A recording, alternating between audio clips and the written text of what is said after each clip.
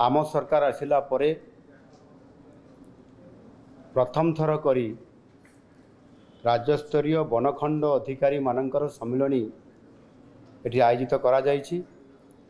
ये हूँ प्रथम सम्मिलनी जो थे कि एसीएस लेवल रु उपरस्थ अधिकारी पर्यंत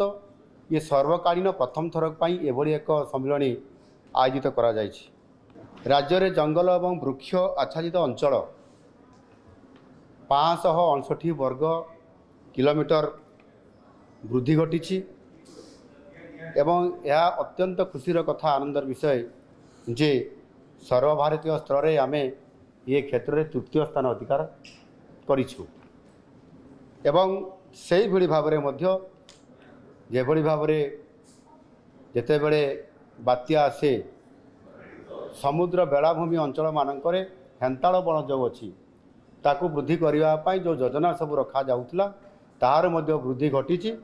से 1.55 वर्ग किलोमीटर हेन्ताल वन मध्य तार वृद्धि घटी पारिछि एवं विशेष करी बड़ कथा होची जंगल वृद्धि ताहार सुरक्षा एवं जंगलर निया को किभली भाव में रोका जाई पारिबो ताहा उपरे सबुठारु बड़ फोकस करा जाउछि। आजिर जो वनखंड अधिकारी मानकर जो सम्मिलनी चली सम्मिलनी गोटे बड़ फोकस करा जाई पारिछि एवं विशेष करी आम ये जंगल विभाग तरफ वृक्षरोपण कार्यक्रम को आम प्राधान्य देइछु एवं गत आर्थिक वर्ष विभिन्न स्थान मानकरे राज्य में वनीकरण क्षेत्र में 30,750 हेक्टर अंचल विभाग पक्षर पाखापाखि 2 कोटी चारारोपण करा जाइछि। यह निश्चित भाव में गोटे जंगल विभाग बड़ सफलता कहुई पार एवं विशेष करके आपण माने समस्त जानिछंती जे परिवेश को सुरक्षित रखापी जंगल सृष्टि को एक मिशन हिसाब से नापाई आम यशस्वी प्रधानमंत्री नरेंद्र मोदी जी बहु बड़ गुरुदायित्व से नहीं एवं एक पेड़ माँ के नाम यही अभियान रे से आज वृक्षरोपण करवाई लोक मान को अपील करते विभाग तरफ लोक मान तरफ विभिन्न प्रतिष्ठान तरफ ये कार्यक्रम को समर्थन देवा एवं भागीदारी होगा कारण एवं आम ओडिशार जहाँ टार्गेट दि जाइथिला आमको 6,50,00,000 चारा वृक्षरोपण करने आमे ताकू अचीव करलु एवं 6,50,00,000 जगार 6,72,00,000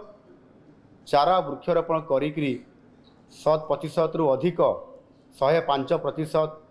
आम वृक्षरोपण करी एक देश में चतुर्थ स्थान अधिकार करने मध्य बहुत बड़ा भूमिका आम नहीं पारिछंती। एणु निश्चित भाव में यह आखि आगे रखिकी बड़ चैलेंज हिसाब से आम पुणी चलित आर्थिक वर्ष में आम नहींचु से आउ कोटी अधिक बढ़े 7.5 कोटीर चारा वृक्ष रोपण करने आम लक्ष्य रखीचु एवं गोटे मासिव ड्राइव करने आम योजना करूँ। गत किछि दिन पूर्व या मु एक बैठक आह्वान डाकी एवं से निष्पत्ति नहींचु ये विभाग तरफ एवं समस्त को एथिरे संपृक्ति करा जिवो सेथिरे सरकार विभाग ई वन विभाग ता सहित सरकार विभिन्न विभाग स्कूल कॉलेज प्रतिष्ठान अनुष्ठान एनजीओ एवं तांको सहित मध्य व्यक्ति विशेष रे समस्त को इन्वॉल्व करा जिवो एवं प्रेस मीडिया भाई मान को मध्य संपृक्त करा जिवो एवं गोटे दिन रे अर्थात आसंता सेप्टेम्बर मास 17 तारिख रे माननीय प्रधानमंत्री जी जन्मदिन ताकर यही जन्मदिन रे आमे 75 लाख चारा वृक्षरोपण करने गोटे दिन में निष्पत्ति नहींचु एवं से जो मासिव ड्राइव हे ताहार समस्त प्रकार योजना चली निश्चित भाव में यह सफल करने आम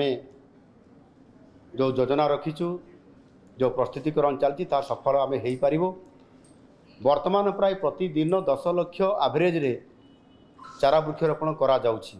एवं 3,06,00,000 इतिमध्य आम एक भल स्थिति पहुँचिकी प्रतिदिन यहाँ चली आमर एवं डिसेम्बर मास पर्यंत ये वृक्षरोपण कार्यक्रम ये चलो एवं